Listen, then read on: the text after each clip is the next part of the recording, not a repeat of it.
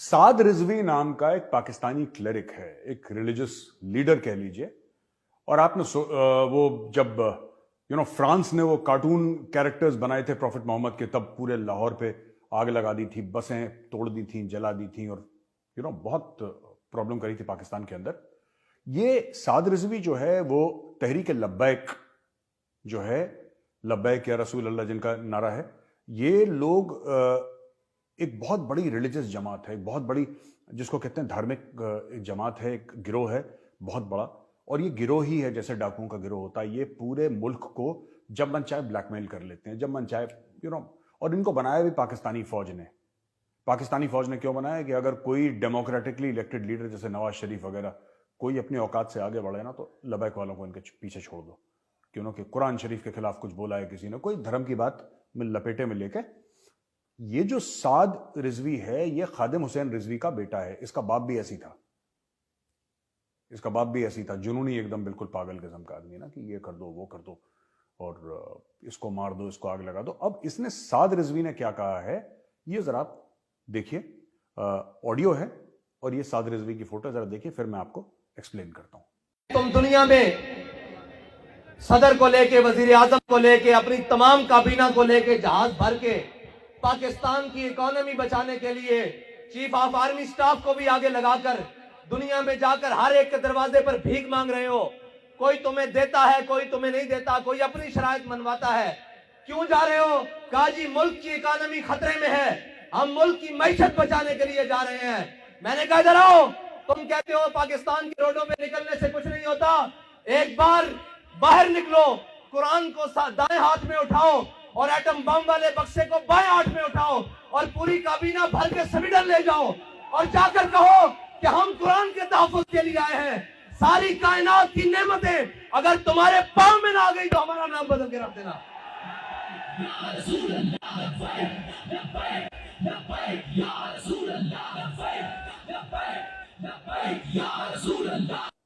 अभी दोस्तों आपने देखा इसने बोला क्या, ठीक है, कह रहा है कि तुम लोग कहां जा रहे हो, तुम लोग भीख मांगने जा रहे हो, कभी इस मुल्क में कभी उस मुल्क में। तो साद रिजवी लाखों लोगों के सामने, इसके मजमे में लाखों लोग हैं, उनके सामने कह रहा है कि यार देखो, ये सब बेकार की बातें हैं। तुम दाहिने हाथ में लो कुरान और बाएं हाथ में लो एटम बम, और तुम स्वीडन चले जाओ, और जब तुम स्वीडन जाओगे वो इतनी दहशत में आ जाएंगे कि अपना पूरा पैसा तुम्हें दे देंगे। ये बड़ा रिस्पेक्टेड रिलीजियस टीचर है पाकिस्तान का, जिसका करोड़ों फॉलो, लाखों नहीं करोड़ों लोग इसको फॉलो करते हैं, करोड़ों लोग। जब इसके फादर की डेथ हुई थी खादिम हुसैन रिजवी की, तो एक, जिसको कहते हैं ना कि समंदर आया था लोगों का, समंदर। मैं बता रहा हूं, जब मोहम्मद अली जिन्ना की डेथ हुई तब इतने लोग नहीं आए होंगे जितना इसके आ गए। पूरा जहां तक नजरें दिखती हैं वहां तक लोग ही लोग, ऐसा सपोर्ट है इस आदमी का। और ये कह रहा है कि मुल्कों में जाओ, दूसरे मुल्कों में जाओ, स्वीडन में जाओ और मुल्कों में जाओ, बोलो हम एटम बम लेकर आए हैं, अगर तुमने हमें पैसे नहीं दिए तो हम फाड़ देंगे एटम बम। सीधी बात है। तो ये भी जो है ना, ये भी पाकिस्तानी स्टेट का कहलाया हुआ है।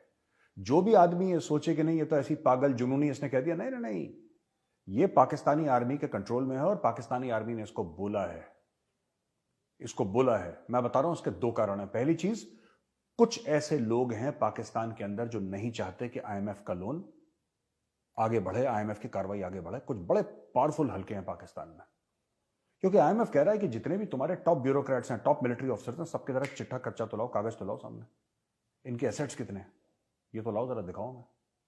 कोई ये नहीं चाहता, नोबडी वांट्स दिस। तो अब हुआ क्या है इसका? और भाई इसका हुआ क्या? उसका सिंपल सा एक बात ये थी कि साद हुसैन रिजवी को इन लोगों ने बोला कि तुम छोड़ दो इनके ऊपर। उसको बोला छोड़ दो, जाओ, तो उसने छोड़ दिया। उसने भरे मजमे में छोड़ दी बात कि भाई साहब एक हाथ में कुरान ले लो, दूसरे हाथ में एटम बम ले लो और दुनिया को धमकियां दो, लोग पैसा देंगे तुम्हें डर के मारे एटम बम से। क्योंकि एटम बम से कौन नहीं डरता? स्वीडन के पास तो है नहीं।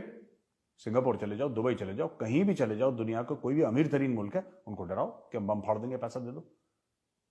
और एक्चुअली पाकिस्तानी सीटियां बजा रहे हैं, तालियां मार रहे हैं और लब्बैक या रसूल अल्लाह। आपने देखा होगा एंड में वो पूरा चला, इनका गाना जो है, इनका नगमा, ये पूरा चला है तहरीक लब्बैक वालों का जो नगमा है, पूरा रन करा है। और वो यही है कि हम आपसे पैसे ऐंठ सकते हैं, हम आपसे वसूली कर सकते हैं, आप हमें पैसे अगर मांग के नहीं देंगे तो क्या हुआ, हम आपको धमका के पैसे ले लेंगे, और ये जायज माना गया है। ठीक है, जो तहरीक लबैक वाले हैं इनमें जायज माना गया है, ये जायज है कि आप किसी को धमका के उससे पैसे ले लें, क्योंकि इनके ये पूजा पाठ किसका करते हैं, ये गजनवी और गौरी, और उन्हीं के तो अपने आप को उनका पूर्वज मानते हैं, अपना ये कहते हैं कि हमारे पूर्वज हैं ये गजनवी और गौरी और ये बाबर वगैरह। तो ये तो क्या लुटेरे तो थे, देवर इन्वेडर्स, देवर डकॉइट्स। तो इनको बड़ा अच्छा लगता है कि यार सोमनाथ का मंदिर तोड़ा, देखो कितने पैसे मिले, मजा ही मजा आ गया बिल्कुल, you know we really enjoyed ourselves. That is their mindset. उस सेम माइंडसेट का साद रिजवी है। साद रिजवी भी यही बोल रहा है, लो बम मारो पैसे लो। ठीक है, एक तो ये खबर है। दूसरी चीज है मैं आपको बताना चाहूंगा कि ये एक चाइनीज बलून है जो यूनाइटेड स्टेट्स ऑफ अमेरिका के ऊपर उड़ा, और अमेरिका में जो एंटनी ब्लिंकन है उसका सेक्रेटरी ऑफ स्टेट, उसको चाइना जाना था, उसने अपनी विजिट पोस्टपोन कर दी, कैंसिल ही कर दी, पोस्टपोन कर दी, जो भी है।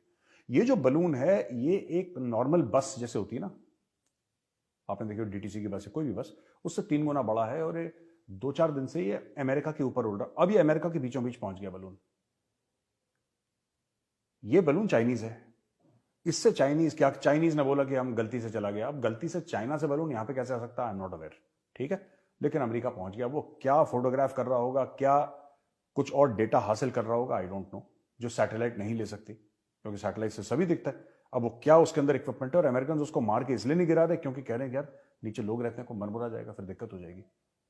तो ये सब चीजें जो हैं ये अभी अमेरिका में हो रही हैं, और चाइना लगातार दर लगातार सबसे पंगे ले रहा है, भारत को धक्का देता है। ये क्या था अमेरिका के ऊपर हॉट एयर बलून, ये है क्या, इसके अंदर बलून के अंदर है क्या, कौन सा इक्विपमेंट ऐसा लगा हुआ है, कौन से कैमरा लगे हुए हैं, कौन सा वेपन सिस्टम उसके अंदर है, हमें नहीं पता। We don't know, we'll come to know later. अगर पता लगता है तो then we'll come to know. पर आज की तारीख में तो यही है कि चाइना ने बलून अमेरिका के ऊपर छोड़ दिया। टोनी ब्लिंकन ने बोला बॉस अब मैं चाइना ने जा रहा हूं, प्रोटेस्ट कर दिया उन्होंने। दोस्तों, पाकिस्तान की हालत कौन नहीं जानता है। देश में आर्थिक संकट इतना गहराया हुआ है कि पाकिस्तान दिवालिया होने की कगार पर है। पाकिस्तान में महंगाई इस कदर बढ़ गई है कि लोग एक दूसरे को मारने पर मजबूर हो गए हैं, लेकिन इन सब के बावजूद देश की रस्सी जल गई है लेकिन ऐंठन नहीं गई है। पाकिस्तान दुनिया भर से मदद मांग रहा है, पर फिर भी देश के कुछ नेता अभी भी जहर उगलने में लगे हैं। इसी में आता है पाकिस्तान का कट्टरपंथी समूह तहरीक लब्बैक के इस्लामी नेता आमिर हाफिज साद रिजवी। इन्होंने हाल में ही एक बयान दिया है जिसमें वो दुनिया को न्यूक्लियर बम से डराने की बात कह रहा है। आमिर हाफिज बयान में कह रहा है कि पाकिस्तान को दुनिया को डराकर अपनी मांगों को पूरा करवाना चाहिए, ना कि भीख मांगकर। ये बयान अब तब सामने आया है जब महंगाई को लेकर पिछले 48 साल के सारे रिकॉर्ड टूट चुके हैं। छोटे बच्चे दूध तक के लिए मोहताज हो रहे हैं। ये जो कट्टरपंथी समूह है, इसके जो नेता साद हुसैन रिजवी हैं, इन्होंने अपने बयान में कहा कि भीख मांगने के बजाय पाकिस्तान की सरकार और सेना को एक हाथ में कुरान और दूसरे में न्यूक्लियर बम लेकर दुनिया को डराना चाहिए और अपनी मांगों को पूरा करवाना चाहिए। इनके जो पिता थे खादिम हुसैन रिजवी, जो 2020 में जिनकी मौत हो गई थी, उनका भी जो तरीका था वो भी इसी तरह से था। वो भी इसी तरह से जहर उगलते थे। अब पिता जब मर गया तो उसके बाद 29 साल की उम्र में ये नेता बन गया।